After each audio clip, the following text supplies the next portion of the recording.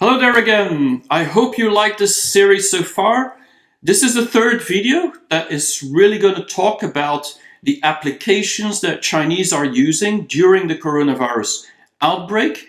It's all about QR codes, application, the procedure, and basically how Chinese stay informed of what to do and what the future for them will look like. I hope you like it. If you haven't subscribed to the channel yet, now's the moment to do it because we're going to have a lot more videos coming up. Guys walking in front of me, they are the committee office officials. The guy on the right, he was the person who brought up my very heavy groceries, and now they are heading to another area to deal with someone who just come back to China. So now I am in the neighborhood compound, and here is the office of the resident committee. You can see Nanlu Community Service Center. People there, they're extremely helpful, and I got my certification, so I can use it to go back to office and declare my healthy situation. So from the front of this place, you can see it's written in like please cooperate with temperature check, and if you just come back to Beijing, please register and no delivery can come in. And here's the info of who is in charge of this area and who you can call, like the police station, CDC, and also there will be numbers you can call 24 hours a day.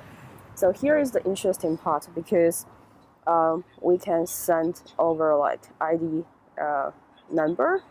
If no matter which carrier you are using, then you can check where you have been in the past 14 days, 15 days, and you can also use different apps from different carrier. Normally in China we have 3 mobile carrier to provide service, so this chart is more for checking where you have been.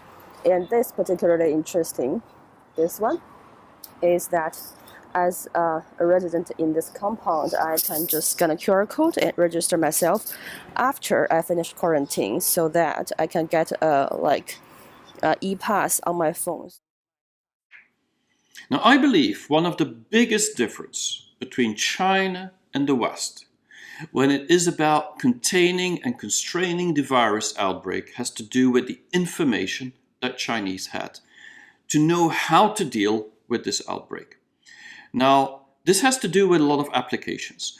And every company in China that was building applications before the crisis were suddenly building COVID-19 applications. So it wasn't just the government building, of course, all the statistics and the information about the outbreak, similar to what we have in the West. It went a lot further than that. It had to do with the exposure, for example, that people had and the risk they had to have been in contact with someone that might have been affected by the coronavirus. So a lot of details on, am I at risk, yes or no? On top of that, the e-medicine was going very, very quickly throughout the whole country. It means that people could diagnose whether they are or are not positive for coronavirus testing, whether they could get a consultation was part of that application, so they could talk to a doctor. They could even figure out how to get to the hospitals, which hospitals were actually supporting this COVID-19 outbreak and helping patients with those symptoms, but also psychological help and a lot of information that came on this app, just freely available for everyone to use. On top of that, just the more practical applications, just like e-commerce. If you want to get groceries to your home, you use the Hema app from Alibaba. Or if you want to get a delivery, use the Ele.me app from Alibaba, and many, many more. And so this gave a quite clear impression, an idea, and insights and information on how to get by during the outbreak. Now, all this was actually being built by lots of companies and made the difference in the end. Now, I believe that these applications and the QR codes that people had actually helped them to understand how to deal with the quarantine. The information, the guidelines, the procedures, everything that other people are doing, what your risk is really what made people stay at home and feel okay to go through this crisis. And that, I think, we could have learned from China in the West how they were dealing with it. And I hope we will learn more from it even after the crisis, how China now is using these same QR codes and apps to understand how to go back to life as normal. So here is another QR code. This is for WeChat, I have introduced before, and Alipay, and also Baidu Mini app and another like local Beijing app, so that people who come back to Beijing can record their information and start quarantine, like what I used to do before. And as you can see now, they have this shelf out of the compound before they will deliver to the door. But interestingly, on the banner, you can see this is a WeChat group for Ele.me, which is a food delivery platform in China. And here is the Hema app code, so you can scan these and also download. But what is interesting is here, it is saying that please collect your delivery here, but also please wear your masks, be well protected. So you can see people exercising outside, but in this compound.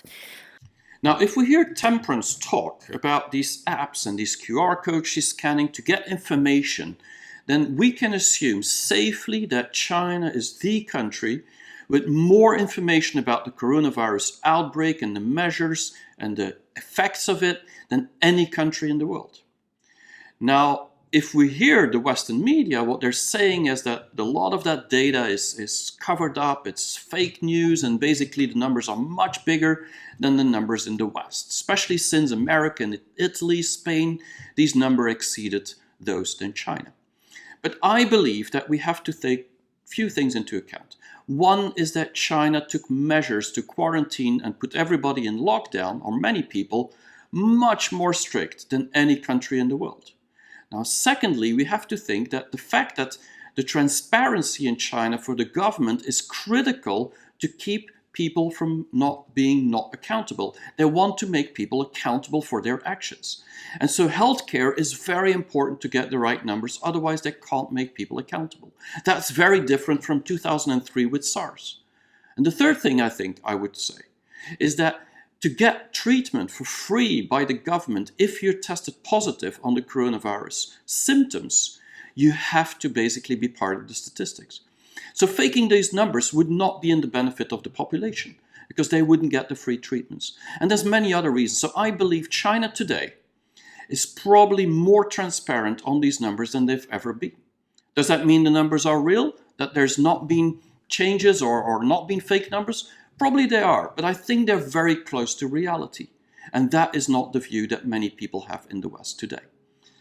Now, next week, we're going to talk much more about the getting out. So Temperance will be able to leave her compound. She will film outside on the streets and we'll get much more information on life getting back to normal in China, in Beijing today.